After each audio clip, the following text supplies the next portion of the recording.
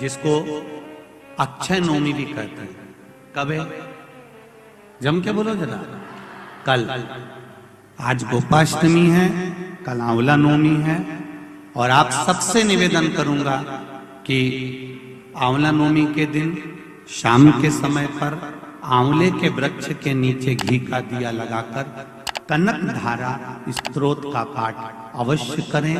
नहीं आता हो तो मोबाइल पे उसको सुने, पर एक बार आंवला नवमी के दिन आंवले के वृक्ष के नीचे कनक धारा स्तोत्र का पाठ चाहे संस्कृत में चाहे हिंदी में करना चाहिए। उससे साल भर लक्ष्मी की कमी नहीं आती और आनंद का अनुभव करो। एक कितना सुंदर संवाद यहां पर लिखा हुआ है। देव उठनी एकादशी के दिन भगवान उठेंगे और देव उठनी एकादशी के दिन भगवान उठकर अपना कार्यभार भगवान शंकर जी से लेंगे। उससे पहले ऐसा नहीं है कि केवल देव उठनी एकादशी पर भगवान उठेंगे। आज जब आंवला नवमी का दिन आया और भगवान नारायण ने शयन करते करते अपनी करवट को थोड़ा सा बदला और बदलने के बाद भगवान की अर्ध निंद्रा हुई और नींद थोड़ी सी जागी और जागने पर लक्ष्मी जी उनके चरणों के पास में विराजी थी और विराजते से लक्ष्मी जी ने भगवान विष्णु जी से निवेदन करा, मेरे मन का एक संशय है, मैं आपसे कहना चाहती हूं।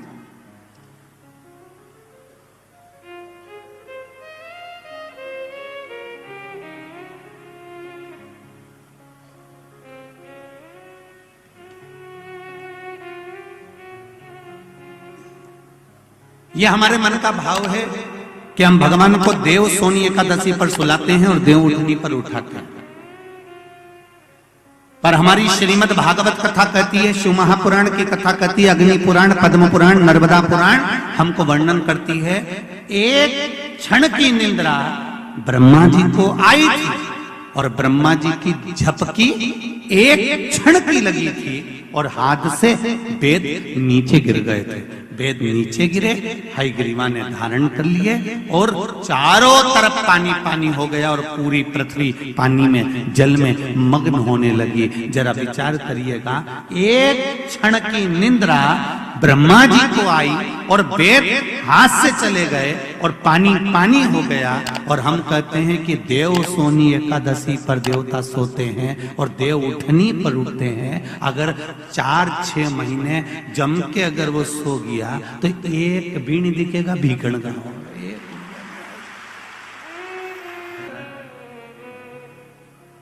ये सोने की तो भगवान की लीला है।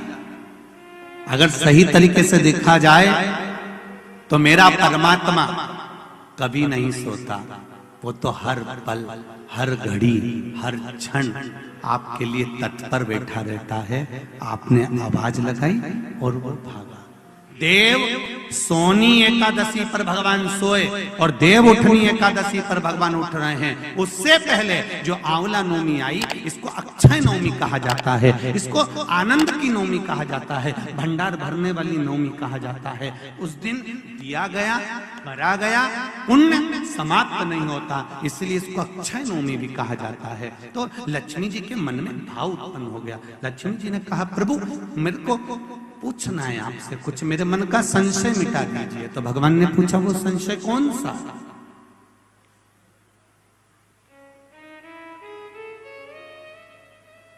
क्या संशय है आपका?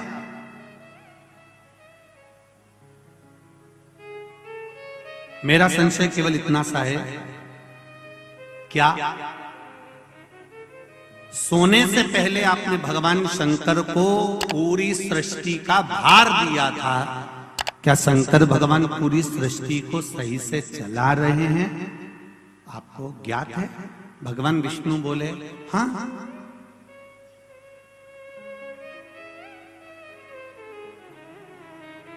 चला रहे। संशय मिटा दो। भगवान ने कहा, कौन सा संशय? मुझे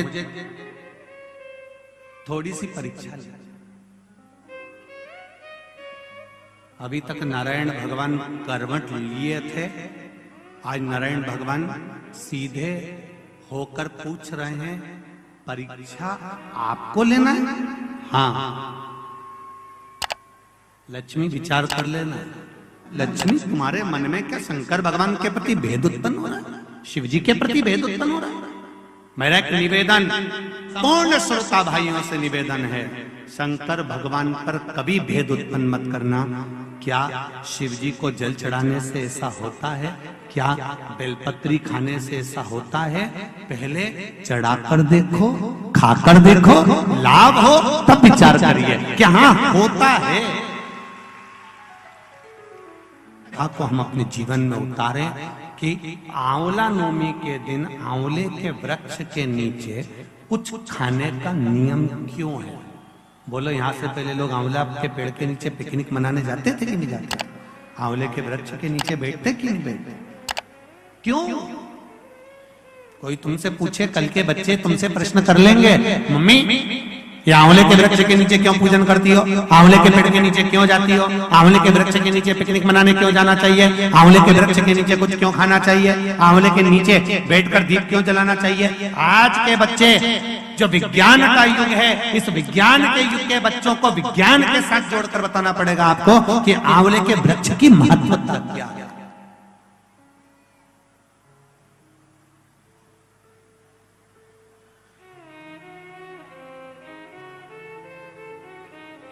जिस जगह पर आंवले का वृक्ष होता है, उस आंवले के नीचे बैकुंठ का निवास होता है, इसलिए भोजन आंवले के वृक्ष के नीचे करें। कल आंवला नवमी है, आंवले के वृक्ष की पूजन मेरी माताएं, मेरी दीदियां, मेरी बेटियां जब करें, भाई लोगों से भी निवेदन है, समय निकाल कर, केवल माताओं के लिए आंवले का वृक्ष नहीं है, आपके लिए भी है।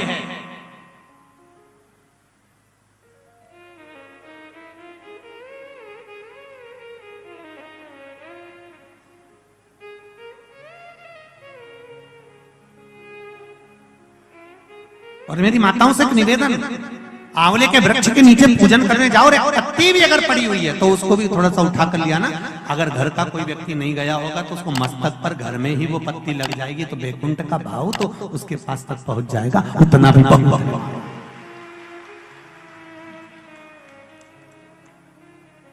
हमने मारवाड़ में देखा है कि आंवले के वृक्ष की पूजन करते समय माताएं आंवले की छाल का भी स्मरण करती है। अपनी चीटी उंगली अंगुष्ठ से मारवाड़ी माताएं उसको भी अपने पल्लू में लेकर आती है, दीप प्रज्वलन करती है, उसको अलमारी में लाल वस्त्र के अंतर्गत तिजोरी में रखती है। क्यों? क्योंकि वो बैकुंठ का एक हिस्सा, बैकुंठ का एक भाव। ब्रह्मदेव करें आंवले के वृक्ष के नीचे शंकर भगवान भोजन कर लें तो बैकुंठ के भोजन का फल मिलता है। बैकुंठ के भोजन का फल, हाँ, लक्ष्मी जी ने उसी समय पर आंवले के वृक्ष के नीचे भोजन की व्यवस्था करी। शंकर भगवान भोजन करने के लिए बैठे, जैसे ही माता लक्ष्मी ने भोजन लगाया है, शंकर भगवान ने एक ग्रास भोजन को लिया, पाया और उठकर शंकर भगवान चले गए। थोड़ी देर बाद वापिस लौट कर आ गए, बैठ गए। पूछा महारानी ने, माता लक्ष्मी ने, मेरे शंभु, मेरे बाबा, मेरे भोलेनाथ, मेरे प्रभु कहाँ चले गए थे आप भोजन की थाली को छोड़कर? तब शिव जी कहते हैं, कोई 4 संत भूखे रह गए थे, उनको भोजन कराने चला गया था।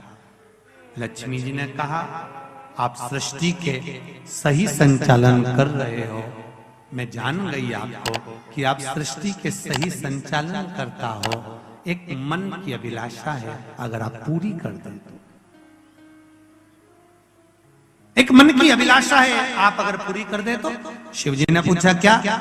मेरा मन है, आप अगर ब्रह्म मुहूर्त में सुबह का समय भोजन ग्रहण कर रहे हैं तो शाम का भोजन भी मेरे ही इस बैकुंठ में श्रवण भोजन ग्रहण करें। शिव जी ने कहा, शाम को तो मैं पार्वती के साथ भ्रमण पर निकलता हूं, पर दोपहर के समय पर मैं आपके यहाँ भोजन करने फिर आऊंगा।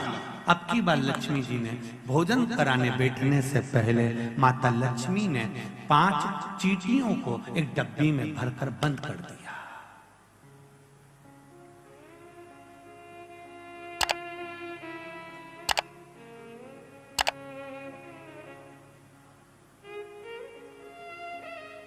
पांच चींटियों को माता लक्ष्मी जी ने डब्बी में बंद कर दिया। भर कर बंद करा।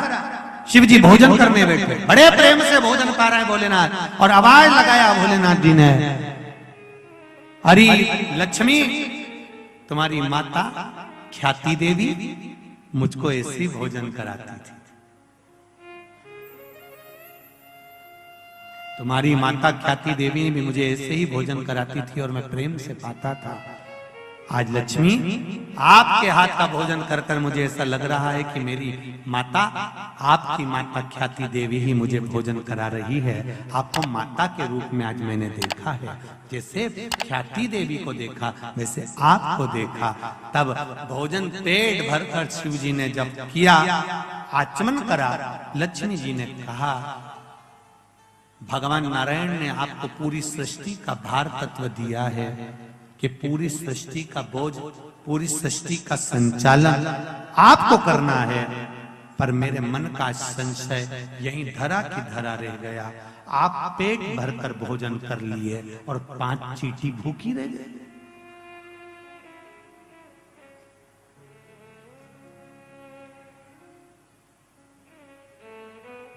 पांच चींटियां भूखी है। शिव जी मुस्कुराकर बोले, अरियो लक्ष्मी, कौन कहता है कि 5 चींटी भूखी है? कहां है चींटियां? लक्ष्मी जी कहती है, डब्बी में मैंने चींटी बंद कर रखी। 5 चींटियां भूखी है और आपने भोजन किया।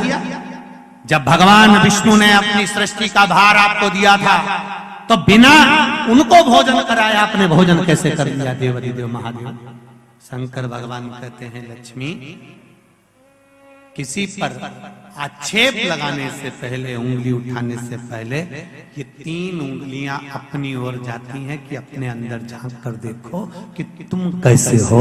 पहले विचार करो, फिर उंगली उठाओ। लक्ष्मी जी, पहले डब्बी में जो चींटियां हैं उनसे पूछो, उनने भोजन किया कि नहीं किया? मैंने तो सुबह से चींटियों को बंद कर कर रखा है, भोजन कहां से कर लेंगे?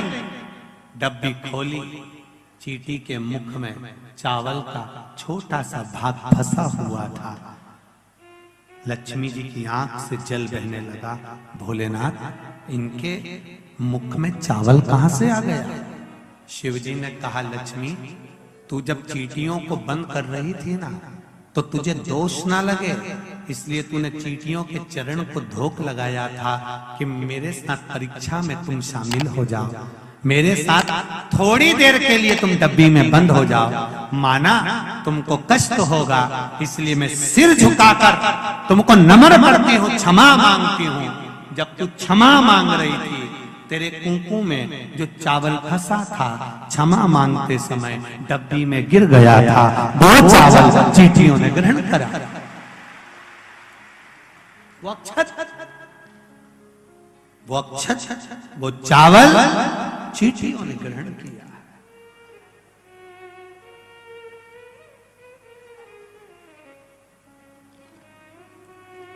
महाराज, वो चावल जो चींटियों ने ग्रहण किया,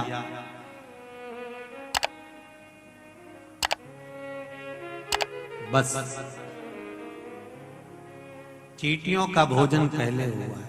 लक्ष्मी जी की आंख से जल बह रहा है और रो रही है। क्षमा चाहती हूं, मैंने थोड़ा सा गलत सोच लिया, विचार कर लिया, आप क्षमा करें मुझको। शंकर भगवान ने कहा, लक्ष्मी जी क्षमा मत मांगो, एक काम कर दीजिए। क्या? बस एक कार्य चाहिए। अक्षय नवमी, आंवला नवमी के दिन जो आंवले के वृक्ष के नीचे दीप दान करेगा, शाम के समय पर संध्या काल के अंतर्गत, तो उसके घर में कभी संपदा की कमी ना हो। लक्ष्मी जी ने कहा, प्रभु आपकी आज्ञा, मैं स्वीकार करता, मैं स्वीकार करता। जितने भी लोग कथा श्रवण कर रहे हैं और जो लोग नहीं सुन पा रहे हो, इस कथा की एक छोटी सी बात जनमानस तक पहुंचाइए कि आंवले के वृक्ष के नीचे आंवला नवमी के दिन शाम के समय दीप दान अवश्य करें, जिससे आपके जीवन में खुशियां समाहित हो, जीवन में आनंद की अनुभूति, जीवन का सुख प्राप्त।